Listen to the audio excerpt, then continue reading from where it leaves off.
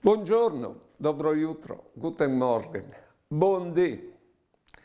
Chiaramente che io ne biele differenze tra sacrifici e donazioni. C'è i sacrifici.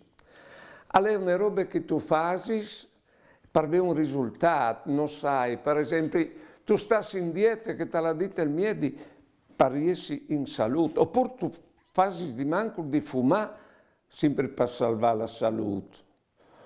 Oppure, non sai, tu fai un sacrificio per un altro sperando di avere un piacere. La donazione invece è un'altra roba, alle che vuole bene perché di sì. Come i genitori per i figli, o Dio per noi, perché si sente che si è contenti a vuole bene. Non convente neanche il risultato, non convente neanche la gratitudine, perché a lei non vuole bene che ha valore per sé, perché tu sei contento così.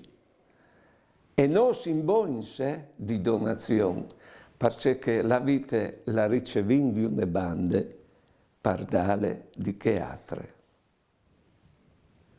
Buone giornate e buone vite.